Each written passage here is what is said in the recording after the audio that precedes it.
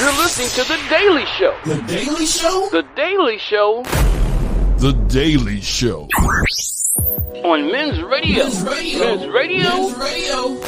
With Russ Kane. And that'll be me. Hi, everybody. I'm Russ Kane. This is The Daily Show, exclusive to Men's Radio Station. I know, I look like a maniac today. I have absolutely no idea what's going on. I don't know. I woke up and I thought, I look like a raving lunatic. And there you go. What's going on here? I don't know. I give up. Anyway, looking far more chic and suave, mature, sophisticated. But he couldn't turn up, so here's Neil Long. Hello, how are you? Well, apart from looking like a lunatic, I'm fine. Thank you very much. You don't look particularly like a lunatic. I've seen worse. On Rampton Day release you had. I always like to ask, because otherwise it's rude, what kind of weekend you have? Have a good weekend? It was okay? What's it? I had a great weekend. I DJ'd a friend's wedding, and one of my DJ students did his first, or did her, because she's trans, did her first set, and she absolutely stormed it. I was very proud. Then I had to get the dance floor back afterwards because I came back on and everyone left the dance floor. And I'm like, I'm not having this. I got them back because obviously I'm really good. Obviously. Was that like Agadoo? What was your playlist? No, it was a lot more classy. It was more Yellow River. Come and join. Welcome our co-presenter for today, the lovely Emily Dexter. Emily Dexter, because of the way that this is set up, it looks like you're a 3D cardboard cutout. I know. It's the most bizarre thing. It doesn't look. Emily Dexter, presenter, DJ, maker of bespoke jewellery, advocate, and beautiful soul. And my friend. Thank you so much. Thank you so much. Anyway, enough of minutes that. to have a coffee together. I mean, how's this going to rock? Look at this. Well, we normally have people from Manhattan, and we have people from New York State, and now, hi, John Ross from Florida. Hi, John. Love it. Florida. Hello. Oh, I love. You asked me what kind of music it was. It was Beyonce, and it was Fat Man Scoop. That always gets people back on the dance floor. I have no idea what you just said. Are you still speaking English? Yes. Oh, come on, Beyonce, Crazy in Love. No, I know Beyonce is. I'm saying I went to the secret Beyonce concert, matey. Never seen anything Did you like really? it. Yes, I did. Graham 50 Packer, Cent's in town as well. My friend went to see 50 Cent at the O2 over the weekend, and she said, Any good? It's not my cup of tea. I don't like it. Has a lunatic taken over the asylum? Well, just look at central London. That's your answer there, fella. Barry. Now, importantly, before we go any further, and hi, Em. Before we go any further, Robert. Very glad to Get well see you soon, Robert. I don't know what's going on with our. I've never met Robert. He's a good pal of Neil's. But he seems to be in and out of hospital and having umpteen tests. Robert, we wish you well. We're a little family here on Men's Radio Station and Women's Radio Station. Yes. So Is it all going all right, Robert? Give us a quick update. How are you doing? Let us know. What is this? Oh, God. Here we go. Barry J. Allen. Emily, you can read this out. Can you read it? Can you see it? I can. Let's hear your broadcasting skills. Here we go. Beginning of another week. It's Christmas at Tesco. So I spent Sunday afternoon decorating the store. God, it's too early for it. That's very true. In a way. They kind of get through it. Amazing. We haven't got Easter eggs up, quite honestly. It's just. Well, I have seen some. And hot cross buns. And do you know Walker's Crisps? They've got turkey flavour, which I can understand, but they've got Christmas. Is that Gary Lineker flavour? Sorry. I'm trying to work out what Christmas pudding. Yeah, Christmas pudding. That's quite. flavour. Sweet crisp. That's quite unusual. Right. You have sweet popcorn, What so maybe it works. Maybe. It just seems a bit bizarre to me at the moment. Hello, Francie. Hi, Franny. What a disgusting idea. Oh, I get this. You won't get this. Emily, you won't get this because you're about 12, but I will get it because I'm 200. Longy and Emily look like a remake of Randall and Hopkins. And Graham, I do get that, and I'll meet you outside at 1:30. It is because Emily looks like she's like being superimposed. It's hilarious. I know. I'm not really here. I'm somewhere on another planet. I don't care, but you're here in our hearts. Imagination. Going to see a consultant tomorrow. Well, keep us updated, RVB. Yeah, good luck and get well soon, my friend. Indeed. I actually, at some point, Robert, in all seriousness, would like to speak to you because I'm wondering if we're having we're on a similar path here, and I can assure you, it ain't fun. That's for damn sure. Right. So, Emma. Oh, God Almighty! No. Julie Voice, formerly of Houston, Texas, now of Guildford, Surrey. Go figure. Have you tried Brussels sprout flavored crisps? Very weird. No, I haven't. The most bizarre flavour I ever tried was hedgehog flavour. Oh, Do you remember those? I mean, they eat hedgehogs in Peru. It is a thing. Well, they weren't made with real hedgehogs, obviously. Hedgehogs and guinea pigs. God's sake. I don't know. It's Emily, shut up. Shut up. I'm going to... Brussels sprout. I mean, you've got to try everything once. You know, it could be a cabbage. Jumping off a cliff without a parachute. Yeah. Good morning, Elizabeth. How are you? I never believe this. Emily, with her plucky, young optimism of life, goes, you've got to try everything once. No, you don't. You don't. That's like saying, why don't we food. I play think we have a Russian rule roulette? in our house. Try What's everything twice. The first time it will be like, what the nurse shocks the system. Second time, then you make your decision. It's either a yes or a no, and that's fine. But you have to try things twice. Oysters? Yeah, great. Ugh. First time, Now, here's the thing with oysters is the Russian roulette of food, isn't it? Because you don't know if you're going to end up in hospital for 3 days It's true. or going to have a fabulous lunch. It's One true. of the two. And then There's you make no you very halfway hungry. house. And they say it's an aphrodisiac. Oof. Yeah, but they do. Yeah, well, I genuinely took 36, nothing. I'm lying. My dad was a very heavy gambler, all right, a very, very heavy gambler on the horses. I mean, crazy to the horses. And his bookmaker, he was such a good customer. We used to go regularly for Sunday lunch to his bookmaker. I'm not joking. As a little kid, not the bookmaker was a little kid. I was a little kid, right? And we go down. He lived on the coast, and I tried as a little kid oysters fresh from the docks that morning. Right? I ended up in hospital for 3 days, so I didn't eat oysters for about 30 years. And then I was in Paris, and I thought, oh, hell, I will give it a go. And when I'm down in Whitstable as well, I will have like 2. I find them delicious, but it's scary. Oh, I won't go near them. Absolutely not. That's where they're from. I don't care where Well, they're from, but from the oyster's an oyster. Mostly from the sea, I find. Mostly, But they're in the fresh. sea. They're delicious.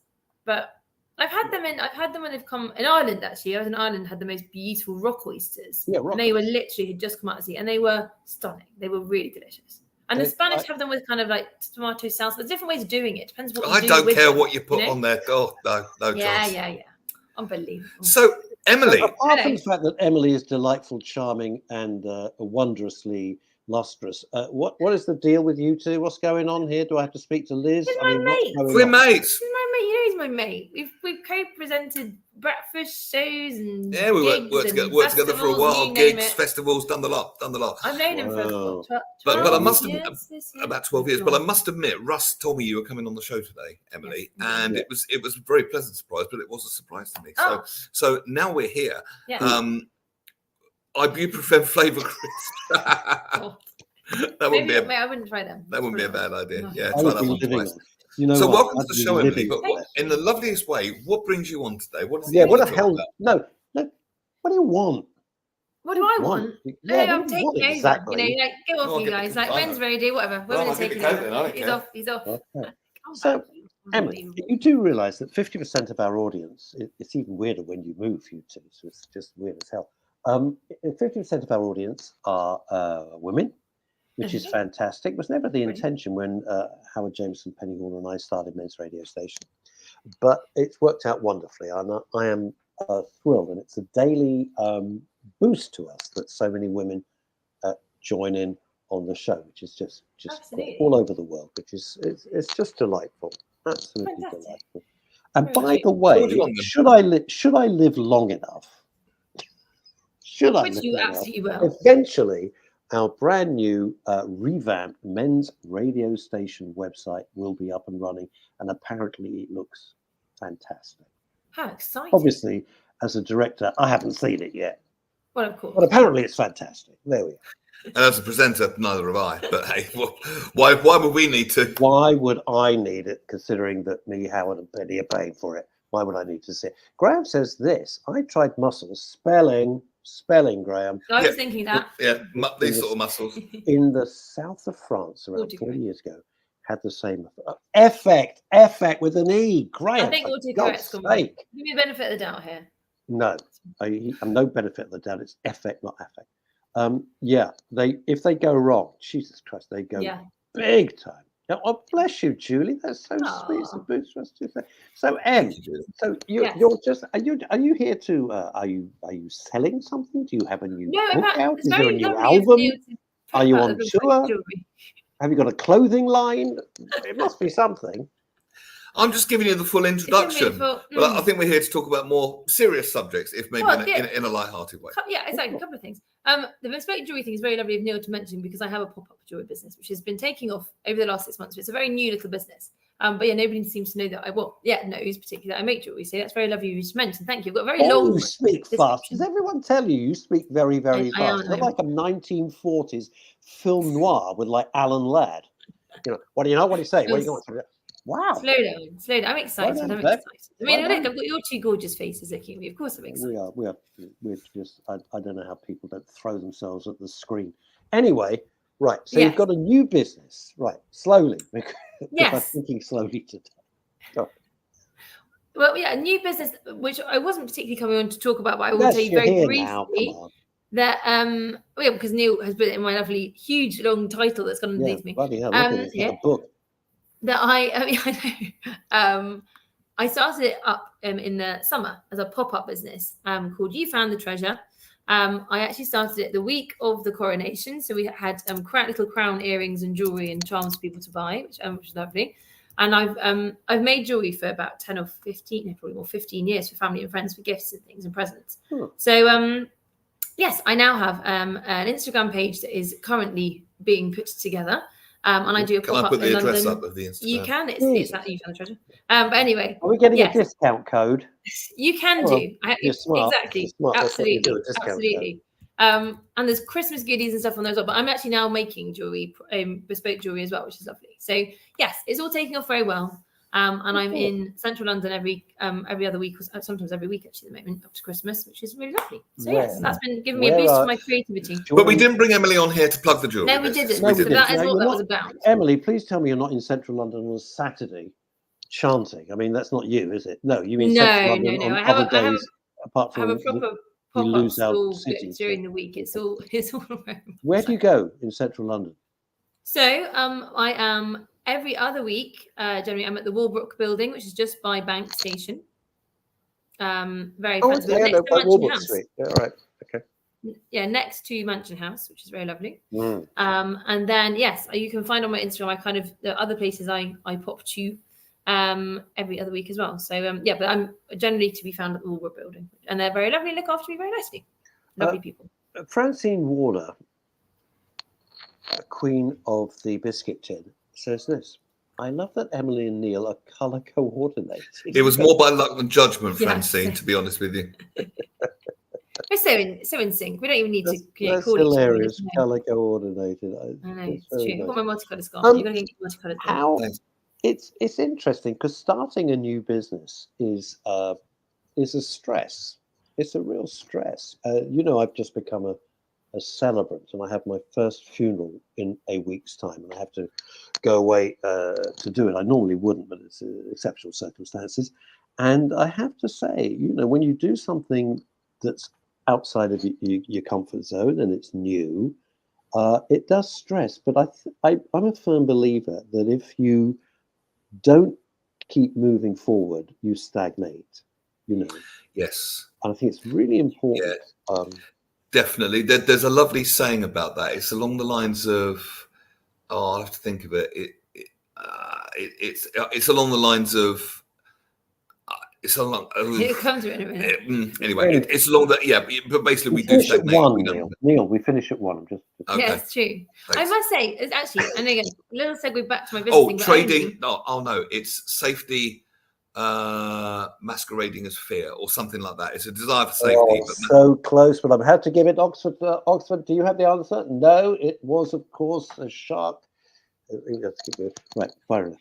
It's like the Woody Allen. Big congratulations on your celebrant. This is actually really I'm so excited for you. And strangely enough, I did a pop-up at a new building a fair few weeks ago, and a lady came up to me with a surname Kane, spelled with a C, not a K. And I said, I have a friend, Russell Kane. You all know him from his Capital days. And he said, yes. And she said, he's just become a celebrant. I thought, wow, what are the chances here? Like, funny how things.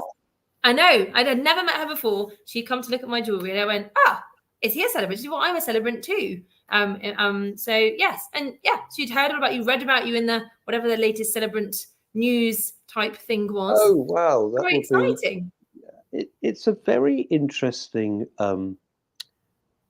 It's really, in some ways, an extension of what we do on Men's Radio Station, because you're trying to help, especially in funerals. Weddings are another thing. They're a big celebration, and wedding, you can add all sorts of wonderful ceremonies within the actual marriage ceremony itself. And I'm looking forward to. I think I've got 2 weddings booked for next year.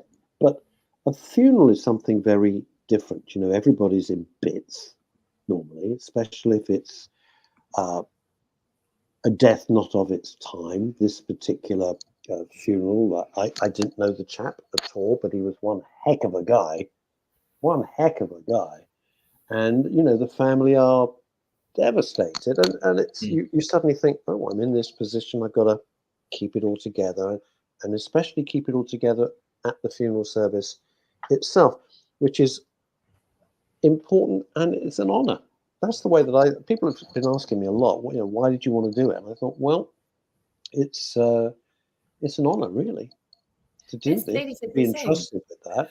Yeah, it is a big responsibility as well. It's a terrifyingly big responsibility, because once the funeral director steps away from the coffin, everything is on you.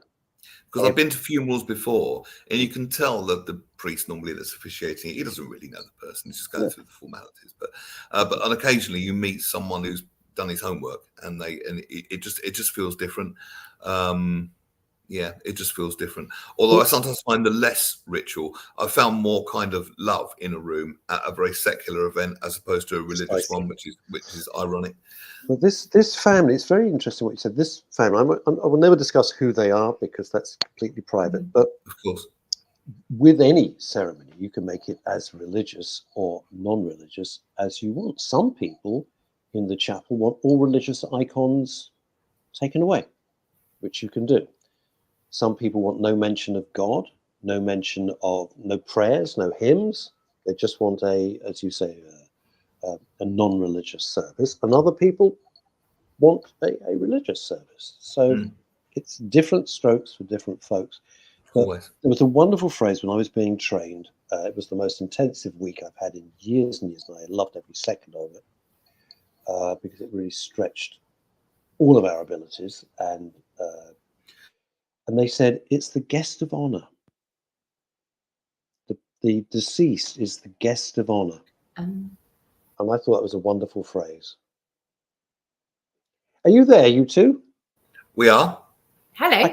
Are you chatting to each other? Am I boring you? No. We were just saying how wonderful it is you're doing your training.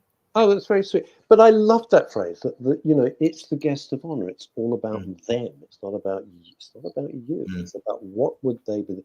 It is coming in from New York. This is making me laugh. I couldn't believe it when it came up on my timeline. Em, could you read that out? I can indeed. Just watching the news here. David Cameron is back. Am I hallucinating? I saw this morning too. Oh, don't tell me the pig's been sending saucy text messages again. It has. Do you know, when I was Chief Barker of Variety Club, Variety Children's Charity, we had David Cameron come in to give a speech at a lunchtime fundraising event. And he started his speech. I never met him, and it's a big deal because he was David Cameron, right, at the time. And he came and said, I used to wake up in bed with Russ Kane every morning. The place fell apart. I remember listening to you when I was on my way to school, and I loved it every morning. I have to say. God, don't depress me. It was probably primary school, which is really let's not talk about school. Probably Emily. It was probably nursery school. But it brightened my day, and I knew who you were in your little red plane. Oh yes, thank you very much. M25 looking horrendous, everybody. It was red, and then it was blue. And then it was destroyed in a horrible accident. But anyway, there we go. That's okay. Remember the good times. That's the main thing. That's the main thing. It's like the Blues Brothers getting the band. Yes, it is extraordinary. I try not to drift into politics here. We keep it, excuse me, apolitical because if you want politics, you've got it 24/7. This is like try and keep it The short politics version I strict. heard was that because he isn't an MP, because he stepped away entirely from politics post-Brexit, that the way he would become an MP again or have an influence within the government is that they could fast track him in an emergency type thing to the Lords. So watch this space, people. We might have a Lord Cameron shortly. Oh. Do you know, sometimes people come up with an idea and ideas are just terrible. Some ideas are brilliant and some ideas are just terrible. And the Who whole knows? notion that he suddenly thought, I know what we'll do. Let's have a referendum on the EU, right? Like any of us understood it. This was the great thing. Nobody understood it. And boy, oh boy, that was like one of the worst, most dumb ideas ever. Anyway, moving swiftly on from politics. I think Swiftly it's a on good from. idea. So what did you want to talk about today, Oh, I Molly? see. Yeah. So there were two things to mention. One is that lovely Russ and all of you were so supportive when I found a lump in my breast a few months. Yes, indeed. And we tried and tried, but the gremlins of technology meant that I couldn't come on and let you know how it all gone. So I wanted to raise a bit of awareness about checking yourself.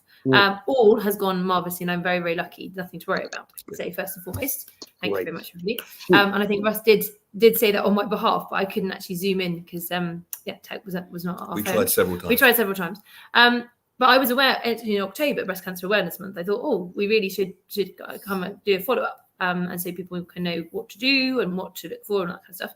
And the other thing, which is a bit more lighthearted and fun, was that I was very lucky and felt very privileged and honoured to be invited to be part of the Lord Mayor's show at the weekend. So I can tell you a little bit about that too, which was great fun and pomp and circumstance. I know I was there with a amazing Emily, gown and cap on.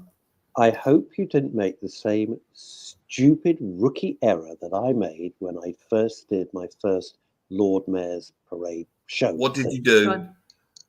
So we had in those days the Capital Cruiser. Before it became gigantic, we had called the Capital Cruiser. And I don't know if it was before your time, Neil, or not. It was. It was just before your time, before Capital just went and became ridiculous, right? And so they said, oh, go out and you do the OB, the outside broadcast. For those who are not broadcasting, why should you know that? And it wasn't radio mics then. All the mics were on leads. Okay. And I couldn't understand why everybody else was wearing gloves. It wasn't that cold. I wasn't wearing gloves. And I was picking up and we're marching along. And I got the lead. Let me tell you, I have never been covered in so much horse shit in my life. Now I understood why everybody else except Muggins was wearing gloves. Because as I was pulling the lead and walking along next to the, I was like from here to here. It was disgusting. I thought we said we were keeping away from politics. Very good. That was my experience. That was my experience of the Lord. Yes. Well, they do hose the streets down afterwards, I have to say. And it is a bit of a... Fortunately, we weren't behind too many horses. And actually, it was my second Lord Mayor's show. I did one 10 years ago, literally 10 years ago, when I was a student doing my master's at City University. And that was behind a big red bus, in front of a big red bus at the time, whereas this was with a livery company, which was rather lovely. Oh, which livery company? I'm a big livery company fan, as it so happens.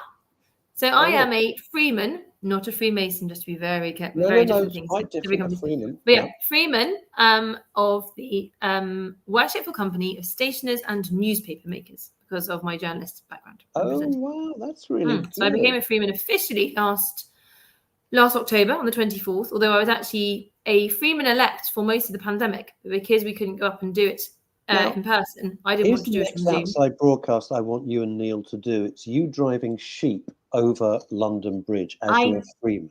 Did it a couple of weeks ago. I can do it again next year, but I did do it. I have a certificate and everything, and I got to wear a very fancy cloak. And you did the sheep drive, yes, yeah, with the master of the Woolman's Company. In fact, I was there helping many people do their sheep drives. So I was there as a volunteer to help. And then I got to do my own full sheep drive as well, which was very exciting. Fantastic. Many sheep herded over London Bridge, indeed. Yeah, that's one of the privileges. I've been to a few. It's not a Freemason. It's explain what livery companies are. So I should say there are two things. So to drive your sheep over London Bridge, you have to be a freeman of the City of London. And if you're not a freeman, you're not allowed to drive sheep over the bridge. Well, exactly. Correct. Is that right? Yeah, that's Yep, the one. yep, It's one of your correct. ancient rights. Yep. Yep. So that is a slightly different thing. You can apply to become a freeman of the City of London if you are a freeman of a livery company, but you can also apply if you're not. So you can, as a member of the public, have people propose you and second you to become a freeman of the City of London. So you could do your sheep drive without having to do the livery company stuff, should you so wish. But the livery companies are ancient, in the nicest way possible, organisations and guilds that essentially the trades of London from way back when, and we're talking way back when. Like 1400, you're talking about the 1400s, 1500s. Exactly. It's sort of 600 years back, and you're still not quite here. Some of them are even older than that. So there are the Great 12, who are very proud to be the Great 12. They're the oldest and sort of most prestigious livery companies. So the Goldsmiths, for example. And that's where you have that London hallmark of the leopard. You go to the Goldsmith Hall, the word hallmark, because the mark comes from the hall, just FYI, is that you get that stamp with the leopard on it, and that is the London hallmark for gold. And you can still go and get your gold tested there and go and get your things hallmarked at the hall. They're one of the Great 12. The Grocers' Company, the Merchant Tailors, Fishmongers' Hall, people will know for unfortunate reasons with terrorist attacks, but that obviously was not their fault, anything to do with them. But that Fishmongers' Hall, people saw in the news for a while, that's a livery company. There are so many, but there are 12 great livery companies. And then there are, well, I was part of the senior liveries float, because there are 77 of the older ones, of which mine is one of those. And then there are, I'm trying to think how many there are now. There are quite a vast number of modern livery companies too. So things like the Marker Tools, the worshipful company of IT technologists. Also that must be pretty new. Information. Sorry? That must be very new. Yes. I should say that clearly wasn't around in the 1500s. Information technologists, rather. They're a lovely bunch. The world traders, the insurers, all of those newer constructors are there. But I said the older ones who are not part of the Great 12, for instance, I really hope I get this right now, but things like the poulterers and the bakers, they're in amongst those older livery companies as well. Glovers. And then there's the Founders Livery Company, which is very old, and it was all about the foundry industry and actually physically making things, which you've got to do blacksmiths are in there as well. I'm trying to think of other things you've got. It's a very good thing.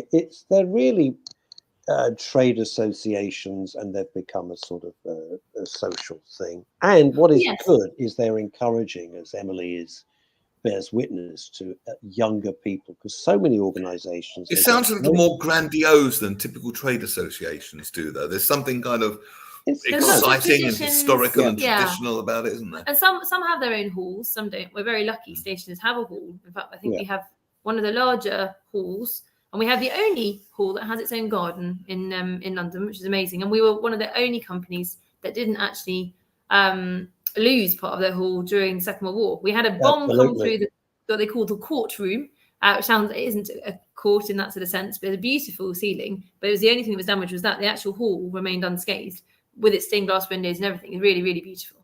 They're beautiful buildings. They Neil, if you like history, I'm crazy about history, but when you sort of start to go down little wiggly side streets in the city of London, if you're watching this around the world, when we talk about the city, it's a specific area of London itself. And then you come across these magnificent buildings and you think, oh, wow, what a hidden treasure. Both my children went to Haberdasher School, says Graham Pack. And the Haberdashers Company is one of the 12. The Mercer's Company owns a large chunk of Covent Garden. And a very good point from Graham Pack regarding Emily driving sheep. The sheep probably go fast. It's true.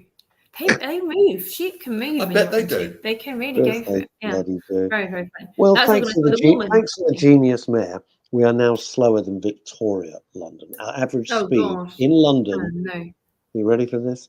It used to be in Victorian times about 11 miles an hour. We are now average speed in London of 7 miles an hour. Well done, Mayor. Well done. Brilliant. Planning at its finest. Don't even get me started. Well, they want to slow everyone down, so I guess they say it's worked. It's true. Yeah, they'll obviously be even more polluted, but hey, let's not worry about that. It's true. The logic is disgrace. Say, The To go back to the logic livery is company for a minute, they have a charitable arm, which is what's really Yeah. lovely. And that's partly why the Lord Mayor Show is so important as well, because a huge amount of money is raised during the Lord Mayor Show in all kinds of ways for the city. And it's not talking London capital, we're talking London, the city, the square mile, and it goes to lots and lots of fantastic projects Yeah, that the it Lord really Mayor does. It really does. heads up and yes, so there are And wonderful just for reasons. clarification, because people Mm. watching this all over the world and not everybody is versed in what goes on. Why should they be? The Lord Mayor is an honorary thing. It goes back forever, like literally to Dick Whittington. That was like 695th this year, Yeah. and actually it's been going on for 800 years. 800 years. Whereas the Mayor of London is a Right. political appointment, and you need to be a Marxist. But apart from that, there's no difference. No, they're completely different offices. Everybody loves the pomp and the ceremony is there. And actually, I mean, we had a coronation this year, we had a Jubilee last year, so you've seen it quite recently. But on the whole, the annual big pomp and ceremony thing that goes on in London is the Lord Mayor Show. And that's when that amazing gold carriage comes out, which apparently is the oldest, I'm trying to work out, I will get this wrong slightly, but oldest ceremonial vehicle, I think, in the world. I don't want to be rude, Emily. I don't want to be rude as a guest, but clearly you've never been on the Bakerloo line recently. Well, it's true. It's true. I swear, I get on the Baker. I love the Baker because I think that Hercule Poirot is going to be coming in and sitting opposite. It's fantastic. It's straight out. This is something else. You've got the And the colours Elizabeth as line, well. which is like the Elizabeth line is like Doctor Who. It's just sensational, and the Bakerloo line is just. You know, I expect people to be saying, "I'm quite worried about this Herr Hitler. Do you think anything will come of it?" No, it'll be fine. Don't worry. That's really just crazy. This is another thing. I don't know why we're getting into pomp and ceremony, but why not? This is something from Graham Pack, and I went to this as well once. I don't know if you guys are familiar with it. The ceremony of the key. So Graham went last night, the Tower of London, and let me tell you that this has gone uninterrupted every single night at the Tower of London for over 700 years, including during the war, during the Blitz, and in fact, a bomb. It's the most magnificent ceremony. I was very honored to have been asked to witness it. And can you imagine something without a break every night for 700 years? Every night? Every night. What time do they do it? Well, so it's essential. Well, Ross will tell you more about it. I'm actually hoping to go soon as well because I'm part of Historic Royal Palaces and I would love to go and see it. It's an amazing thing. But yes, it is for the Tower of London. Russ, you've been. Tell us what happened. It's the most extraordinary thing. And they go like, who goes there? It's one of those. It's very pomp and ceremony. And they're literally locking the gates of the Tower of London. And during World War II, slight unpleasantness, a bomb went and the beefeaters were knocked off their feet. Did they stop? Did they run? No. They stood up, literally brushed themselves down and continued with the ceremony. I mean, it was wonderful. I was taken into the beefeaters pub and the whole place, the history is just unbelievable. It fills you with That's fascinating. For the last 700 years. Well, as well as symbols of every monarchy, night. Our crown jewels aren't there. I mean, actually, during the war, I didn't know this. You may have known this or not, but the king, the Queen's father at that point, actually got the crown jewels. They were taken out of the Tower of London. They were buried underneath Windsor Castle. So if the Germans did attack the tower, that we wouldn't lose our crown jewels. But anyway, I think replicas were put there in the process. But therefore, our symbols of monarchy and everything that we stand for. Nobody wants to lose their crown jewels. Yay! All right, always allowing you to lower the tone. Yeah, they have to stay there and be guarded. The monarchy. Pop quiz. The lockup's 10 p.m. Graham's quite right. 10 o'clock at night. Here's a pop quiz for you. Who were the last civilians to be imprisoned in the Tower of London? Oh no, I do know this, and I now. We'll start off at 10. No conferring. Oh Lord. Team Long. I do know this. Team Long. I have to hurry you. The last civilians. Oh, you're going to have to tell us. I do know, and I can't remember at all. You're going to be very surprised. Yeah, go on. It's quite recent. The Cray twins. I nearly said Cray. Is that right? Yeah, I thought it might have been them. They were imprisoned in the tower. They were being transferred, and it's a bizarre piece of history, and for a very brief period of time, I mean, a matter of days, if that, the Krays were locked up in the Tower of London in between going to other prisons. I know, a weird quirk of history, but nonetheless, Wow. absolutely true. Yeah. The Tower, there's been a royal building on that site for over 1,000 years. Amazing. Over 1,000 years. Incredible. So when the Americans go, hey, I've had my Chevrolet dealership since 1975, you go, yesterday, mate. It's like yesterday. What you got? Yes, but wasn't it an American that once said, "I do love Windsor Castle, but why was it built so close to the airport?" It's a wonderful thing. Americans, bless them, have absolutely no sense of history.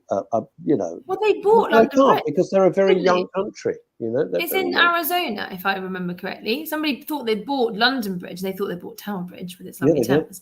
Actually, they They bought did. London Bridge. We're very happy to ship London Bridge over to them and take it over brick by brick. And it was rebuilt in its entirety. And it is now there as London Bridge with other bits and pieces on it. People has a lot sort in of Arizona, a desert state, Arizona. by the way. Yeah. I put that in when I do the stand-up in America, mostly in Los Angeles. Of course, I put that line in, and they go crazy because it's like, you know, it might have helped if you looked at the photo. Yeah. One bridge does that, and one bridge just does nothing. That's amazing. And they bought it. I mean, honestly, just as if we'd sell Tower Bridge. Seriously. No, they actually did. It's absolutely true. They did think they were buying Tower Bridge. You know, you take more care buying shoes on eBay. How do you make it go? It's true. Is there a button I press or something? They're looking there. Wait a minute here, and then it's like Amazon. Well, you can take it back to the post office if you want, brick by brick. You know, have you got your receipt? Well, no. I thought, have you got the receipt? I haven't You've got got 28 days to return this. Yeah, they lost the receipt. They're stuck with a bridge that nobody wanted. Anyway, I wonder if pageantry and history is an important thing in our lives anymore. Why are people so? Why are they so keen to eradicate it?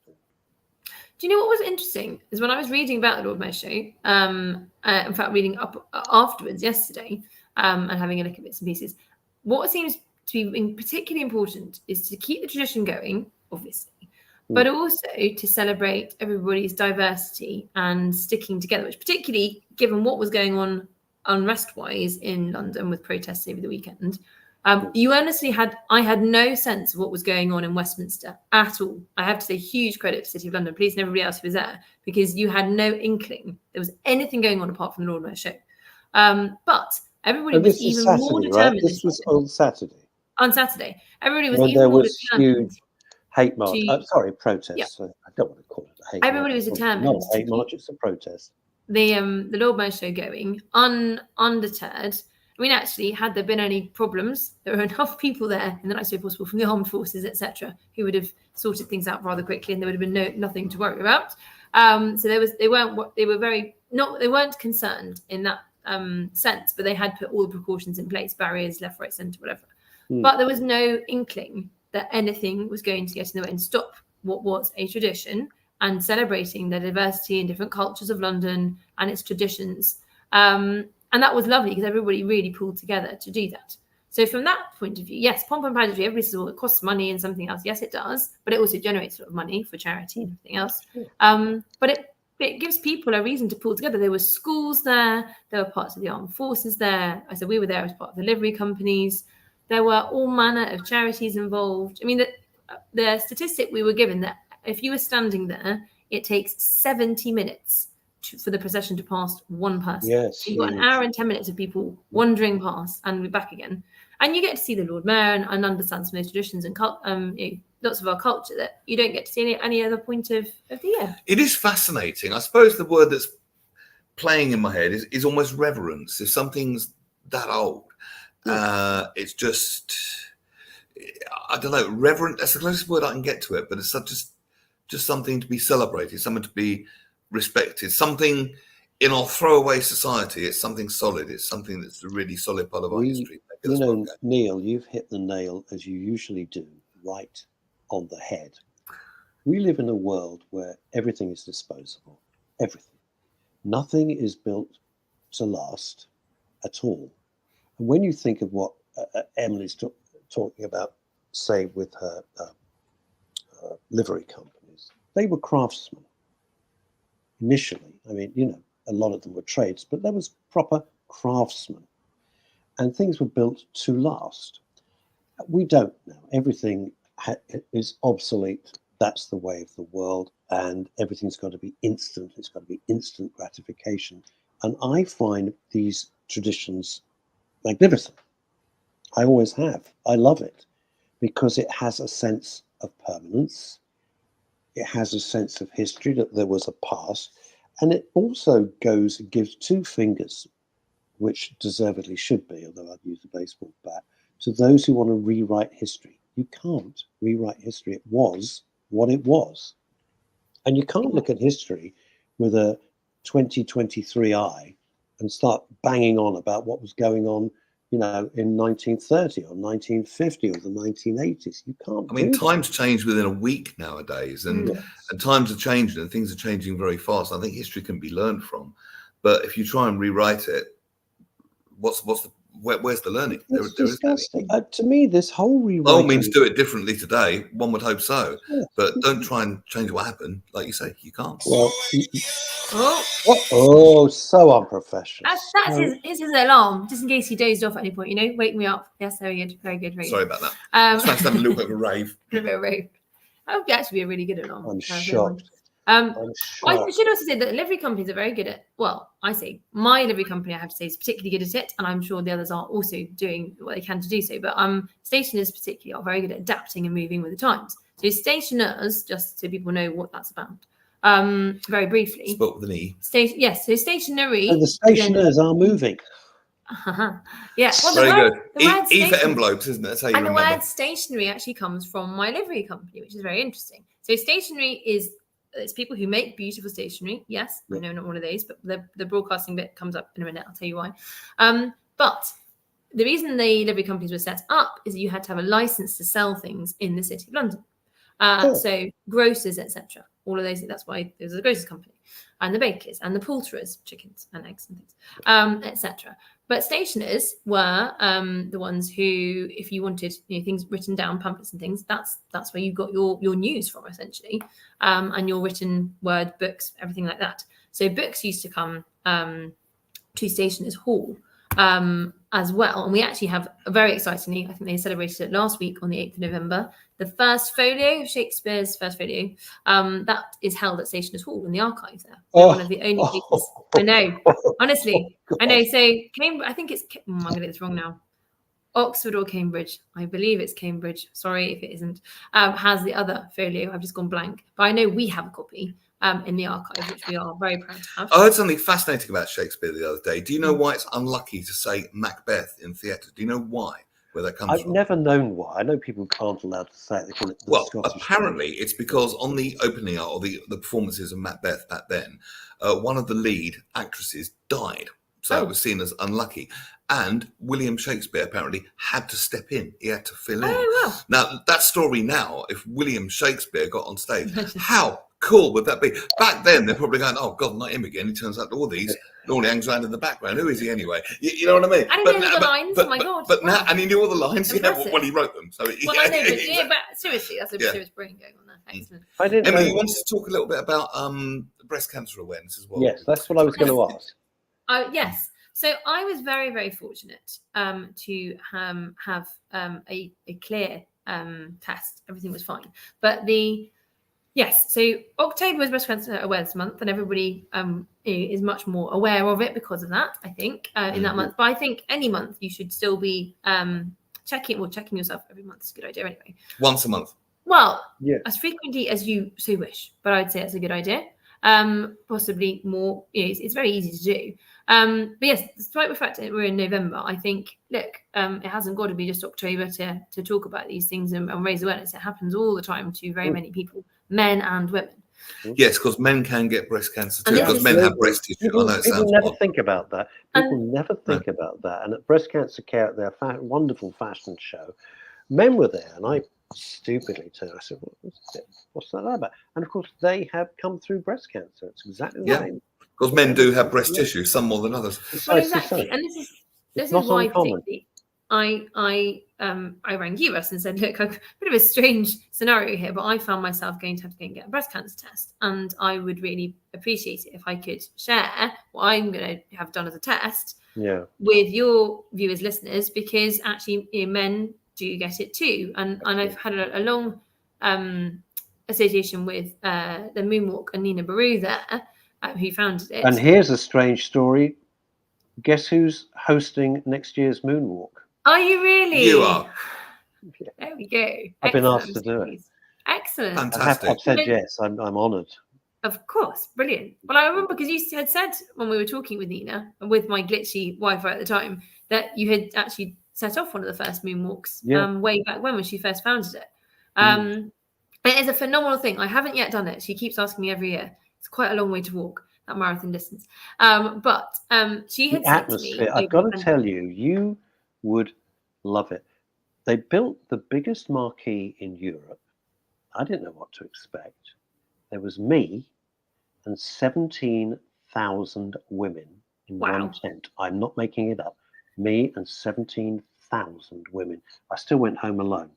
Yeah, and you still couldn't pull. My life. Welcome to my life. However, so we started it in tranches because you can't start 17,000 people. And the atmosphere from the women, it was just fantastic. Yeah, there was some friends of mine have been on it. It is an electric atmosphere, but it's a shared experience. It's a group unity, and we love things like us human beings, don't we? The joy, this sounds so silly because we're talking about breast cancer, but the joy and love and camaraderie amongst everybody taking part, it was visceral. I can well believe it. Absolutely. I mean, I haven't been to the moonwalk. I've actually found myself in the middle of the moonwalk, as one does randomly. Funnily enough, by Shakespeare Globe, just to bring it back full circle. But I had gone to see a friend in a play there, had taken my Belarusian friend, who looked most perplexed when thousands of women in various sparkly, bright-coloured, whatever, glittery bras were making their way along the embankment. Going, what on earth's going on? And I said, I think it must be the moonwalk this evening in that case. So explain what it was. And it was the atmosphere was incredible. And actually, a lot of men now get involved in the moonwalk. They will walk with bras or whatever they want to do, t-shirts with bra sort of logos on them, whatever. There are lots and lots of them. And there were a huge amount then. That was some years ago now. And they're walking, don't forget, Emily, Neil, they're walking in memory of somebody perhaps that they've lost. Could be a wife, could be their mum, could be a sister, you don't know, could be a friend. So a lot of people are walking in memory of those that have lost, or sometimes those that have come through, like your good stuff. I mean, I'm so pleased for you. I have to say, now the treatment has evolved an awful lot, hasn't it? And the survival rates are bigger and better now. Much are better. They? I'm asking. Much better. Yes, and there's different surgeries. I mean, actually, I should say the other reason I was more aware of this, and my heart sank because I thought, my goodness, please don't let me have to do this in tandem with her. But my godmother, who she won't mind me saying, was diagnosed with breast cancer earlier this year, which was a huge shock to everybody. Yeah, sorry to hear that. And she's doing marvelously, I should say, doing brilliantly. But the treatment and her procedure was so much less invasive than it would have been even a few years ago.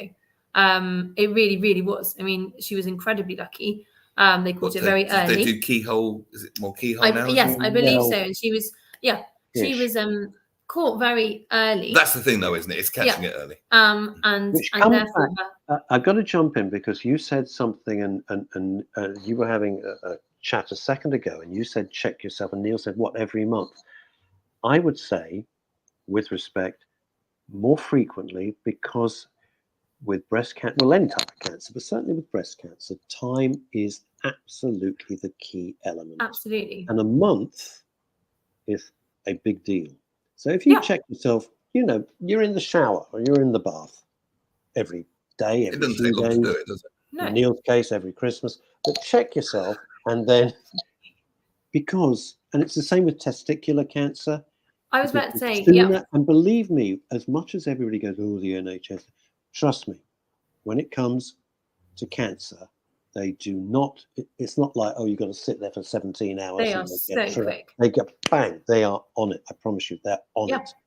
Really are. On it. And I was going to say the same as you. the whole, when Neil said every month, I was going to say, well, actually, I was exactly like you just said. When you're in the shower, I mean, you can do it several times a month, probably, at least weekly.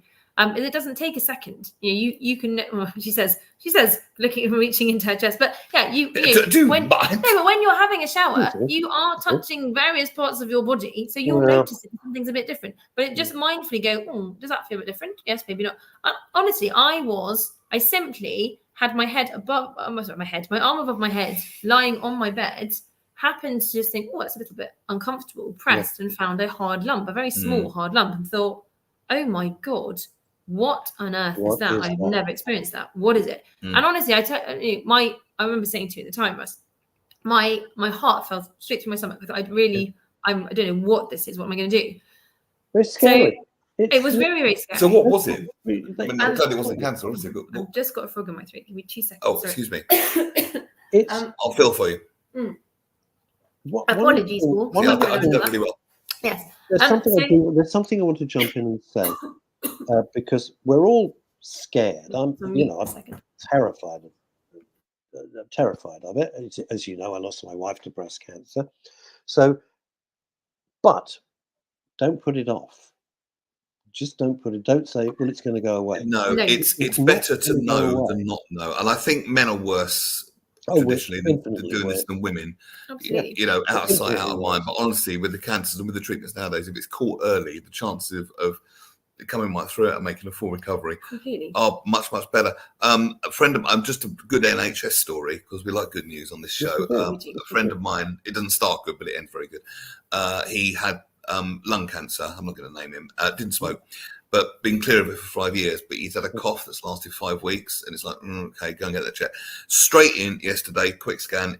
He's fine. I'm pleased to say, but they just get them straight in. I mean, I know we complain about the NHS, but really, I got to underline this. They will not keep you hanging about, despite all the horror stories of COVID. Yeah, there was a cluster, but they won't.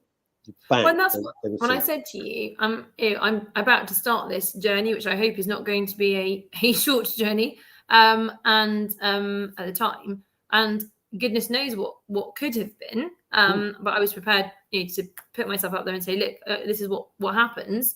And this is how the tests work, and whatever was going to happen, I'll share my story with you all.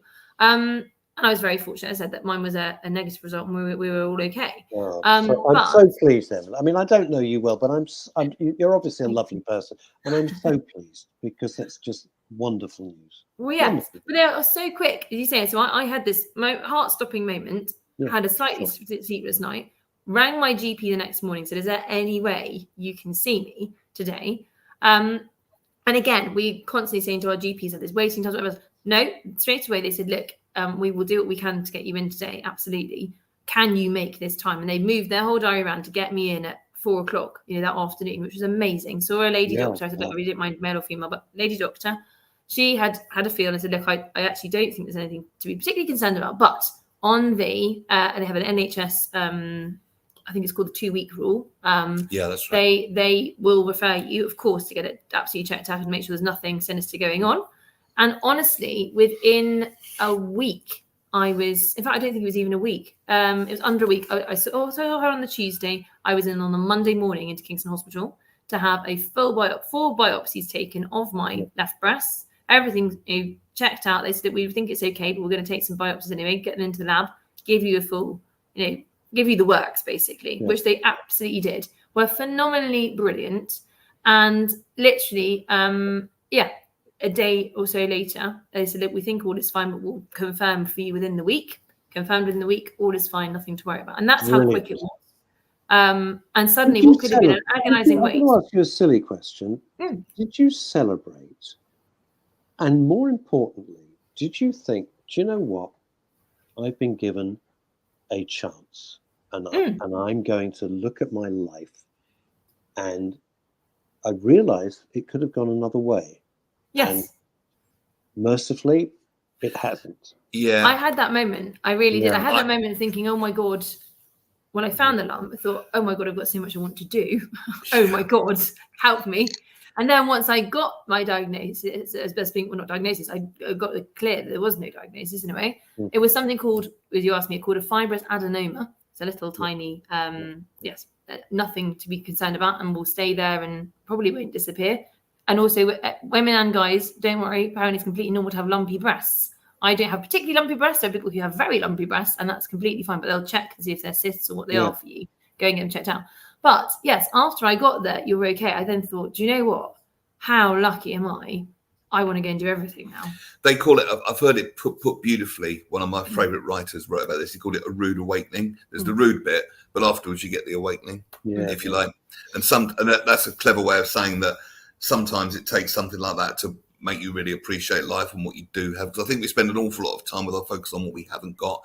And it's not the most joyful way to go through life, or a particularly easy way to get what you want if you've constantly got your focus on what you don't want. You don't have. You've got to focus on what you do. Absolutely. People often say to me, because I'm a lot older than you, both of you guys, certainly a lot older than them, why are you doing so much? Why aren't you taking it a bit more easy now? And I go, because the difference is I hear the clock ticking in my head. I hear the clock ticking. You won't, but I do. And I think, what do I want to actually do? And I want to do X, Y. And that's why I sort of throw myself in the deep end at so many. Quite right, too. But you do so much. You do. Run mental health radio stations, stand-up comedy, writing, celebrancy. Yep. Because I find if I'm not doing things, I find it I don't know how to relax. I'll be perfectly honest. I really don't. And that's okay. It's not like I'm like this all the time. It's fine. It's just what makes me happy, Yeah. and serving.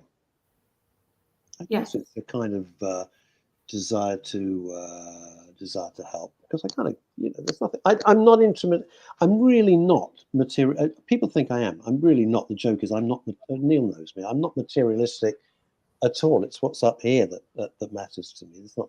I don't have a need to show off and do stuff. If I've got the stuff that I want, the stuff that I need. I don't have that terrible, desire for acquisition. Doesn't interest me at all. I'm not interested. It's interesting. And perhaps that's just a natural part of growth. You get to a point where I think we all go through that stage. I'm kind of between the two. I kind of like the idea of having things, but also I've got that balance of like to give back as well. I don't think they're mutually exclusive. I think you can get what you want and want what you have and contribute at the same time. You can do it. You can do it all. I saw a lovely quote when I got off the tube at Morden, having done a Norway show the other day. And you'll have to look on their Instagram and Twitter to get the exact quote. But it was along the lines of... was it on the board? Yes, it was one of those quotes today. And it was brilliant. But they're along the lines of the way you make yourself happiest is to make other people happy.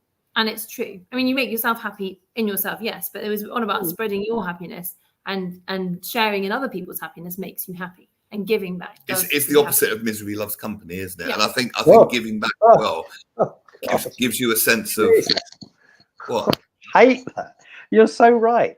You're absolutely. And I think if you have an abundance mindset, you realise there's plenty for everyone, and you're not really giving. You're just keeping the flow going abundantly through you and spreading around everyone else. And the opposite of that is no, there's not enough. I've got to grasp. It's mine. And definitely, don't make yourself unhappy to make other people happy. That's not what we're saying. No, but in sharing that happiness, you're not absorbing their. I'm going to be very crude. You're not absorbing their shit. That's what you don't want to do. Yeah, you don't want to do that. But in sharing and spreading your joy, yeah, absolutely. And sharing in that, as it makes sense. And you make it available for other people if they care to tune in or care to want some of what you've got. They can get it for themselves. But you can't give from an empty cup, though. No, I love that. This is from Graham Pack. He says, my wife looked at it as a blip that just happened over a 3-month period and put it behind her. Bravo. She just takes her tablets every day and continues as before. That is fantastic. And that's a really healthy attitude. And I should also just say before you go, please, girlies, do go and get yourself checked for your bra fitting, because that wire that you wear, I mean, I don't have big enough boobs to need one, but if you wear an underwire bra, or any bra for that matter, that's what can start causing these little cysts and things. So please go and get your bra. Now, before we go, you need to speak to, hang on. The woman you need to speak to is the queen of bras. I'm not joking. Is my mate, Jill Kenton. Look her up on Facebook. Jill. I met Jill Kenton the other night. That's the one. But yeah, very important because then you don't get. Oh, she's hilarious. She's hilarious. But if you need to discuss, ladies, if you need to discuss, I went to see anything some like bloke's dodgy stand-up comedy show, and she was that, there. yes, and Jill was. That. She was Have you forgotten already?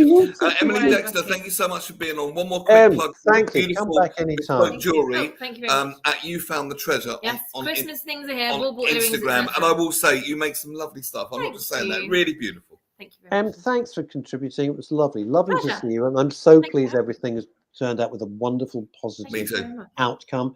Longy and I will be back on Wednesday. Till then, try and We will. stay out of trouble. Good afternoon. Bye. Thank you. Bye.